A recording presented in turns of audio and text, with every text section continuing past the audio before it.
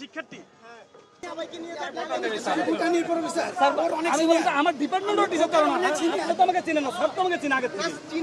আমাদের দাবি মূলত হচ্ছে একটাই, যে আমাদের যে 9 দফা দাবি ছিল সেই দাবিটা হচ্ছে সবগুলো হচ্ছে আর কি মানতে হবে, সেই জন্য আর কি এটা স্যার। আর আমাদের আলাদাভাবে কোনো বহির্ভূত কোনো দাবি নাই বা আলাদা কোনো দাবি নাই। আমরা সর্বমোট যে ছাত্র সমাজ যেটা দাবি করছিলাম সেই দাবির মধ্যে প্রধান দাবি তো যেটা হচ্ছে আমাদের মাননীয় প্রধানমন্ত্রী ক্ষমা চাইতে হবে।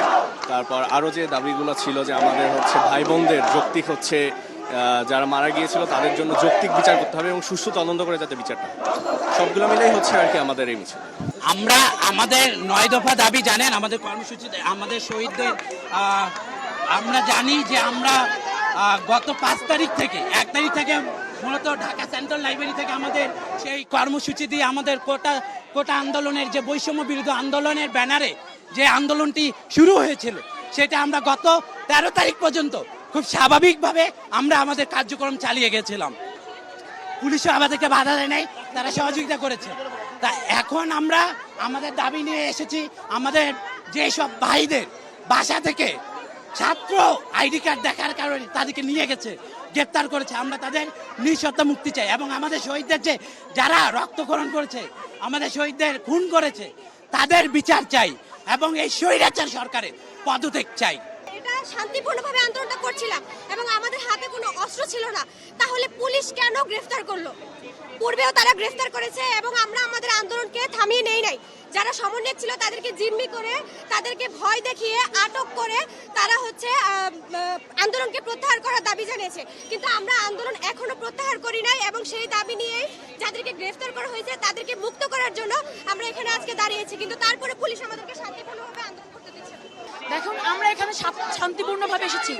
আপনারা যেটা থাকেন আমাদের আন্দোলনের মূল কারণটা আপনারা জানেন, যেহেতু আপনারা জানেন সেই অর্থে বলবো, আমরা এখানে সাধারণ যত স্টুডেন্ট দেখছেন এই স্টুডেন্টরা কেউ কোনো খারাপ অধিকারের জন্য কোনো প্রতিবাদের জন্য আসে নাই, কিন্তু এখানে আমাদের সকালবেলা আজকে আমরা এখানে অবস্থান করেছি 12টার দিকে, আমাদের কর্মসূচি হওয়ার কথা ছিল 12টার দিকে।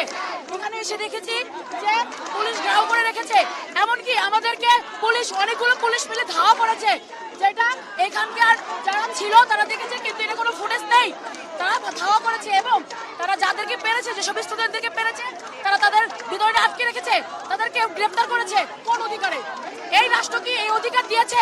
কোনো কারণ ছাড়া, হাতে বোমা বারুদ ছাড়া, হাতে কোনো অস্ত্র ছাড়া কোন স্টুডেন্টদেরকে অন্যায়ভাবে এইভাবে গ্রেফতার করার আইন কি বাংলাদেশের কোনো আইনে আছে কিনা আমার জানা নেই। বাংলাদেশের গণপ্রজাতন্ত্রী বাংলাদেশ আজকে কোথায় যে দাঁড়িয়েছে, কেন আজকে বাংলাদেশের বাহিরের রাষ্ট্র বাংলাদেশকে নিয়ে আলোচনা করবে? কয়টা দেশে বাংলাদেশের মতন অন্য দেশের ঘটনা নিয়ে বাংলাদেশ আলোচনা করা হয়, কিন্তু বাংলাদেশের যে কোনো ফুটেজ বাহিরে চলে যায় এবং বাহিরে যে এটা যে পরিমাণে ভাইরাল হয়ে যায়, বাংলাদেশে সেটা হয় না। আজকে বাংলাদেশের প্রতিটা অন্যায় এরভাবে গোপন রয়েছে। আজকে বাংলাদেশের প্রতিটা জায়গার প্রতিটা ঘরে ঘরে যে অন্যায় তাণ্ডব চলছে আওয়ামী লীগের সন্ত্রাসদের। আমি কোনো দলের না, আমি সাধারণ স্টুডেন্ট, আমি কোনো দল সাপোর্ট করি না, আমি সাধারণ স্টুডেন্টের সাথে আছি। কাজেই যেহেতু বাংলাদেশের প্রতিটা ফুটেজ বাহিরে যে এতটা তীব্র নিন্দা জানাতে পারে, বাংলাদেশের মানুষ কেন ঘরে ঘরে বসে থাকে? তারা কেন মজা নেয়? বাংলাদেশের কেন প্রতিটা ফুটেজ বাহিরে যায়? বাংলাদেশের আজকে এই নিন্দনীয় অবস্থা কেন? এটা সরকারকে জবাব দিতে হবে। সরকার আজকে কেন ভীত? সরকার আজকে ভীত বলে বাংলাদেশের নেট লাইন বন্ধ করেছে। আপনারা কি কেউ বলতে পারবেন যে বাংলাদেশের এরকম অবস্থা 1900 যখন আমাদের দেশে যখন যুদ্ধ হয়েছে সেই সময় এমন অবস্থা হয়নি? বাংলাদেশের নেট লাইন